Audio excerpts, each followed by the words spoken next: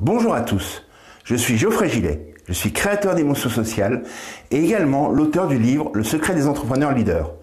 Dans cette vidéo, on va parler de marketing, mais sans se faire exploser le cerveau.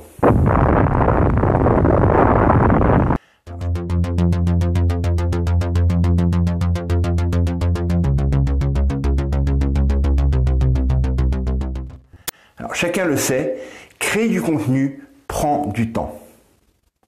Mais il existe pourtant une manière très simple d'optimiser le temps que tu passes à créer ton contenu en le recyclant. Recycler, c'est dans l'air du temps, et tu verras que ce n'est pas si compliqué que ça. Admettons que tu aies écrit un magnifique article pour ton blog dans ta thématique, et tu le mets en ligne, tu le partages sur les réseaux sociaux, et là, c'est l'Armageddon. Pas de réaction, pas de like, pas de partage, pire, pas de vue de ton article sur ton site. Mais pas de panique, ce n'est pas si grave que ça finalement. Que tu n'as pas utilisé la bonne accroche pour partager ton article. Mais plutôt que de te lamenter et de perdre du temps à remanier ton article, prends 4 ou 5 points que tu as abordés dans ton article et transforme-le en e-book par exemple. Et là, cet e-book, tu vas le proposer en téléchargement gratuit à ton audience et tu vas en profiter bien sûr pour récupérer des adresses email. L'e-book n'a pas marché? C'est pas grave.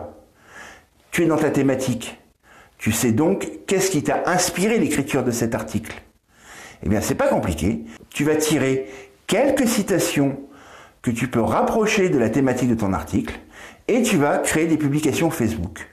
Pour cela, je te renvoie sur ma chaîne. Il y a des vidéos qui traitent de comment créer facilement des images impactantes pour les réseaux sociaux. Je ne vais pas revenir dessus. Et puis, admettons, ni l'article de blog n'a marché, ni l'e-book, ni les citations. Là, ça commence à devenir compliqué. Mais c'est pas grave. Ce que tu peux faire, c'est à partir de ton e-book, de récupérer chaque page de ton e-book. C'est pour ça que moi j'utilise un logiciel de type PowerPoint pour créer mes e-books. Pourquoi? Parce que quand un e-book ne fonctionne pas, eh bien tout simplement, je vais prendre chaque page et monter une courte vidéo qui va montrer le contenu de l'e-book et sur lequel je vais rajouter ma voix. C'est un autre moyen de recycler les contenus. Et bien sûr, pour ceux qui sont beaucoup plus à l'aise face caméra, vous avez toujours la possibilité de parler des grandes lignes de votre article, de votre e-book, sur une vidéo que vous allez mettre en place sur YouTube.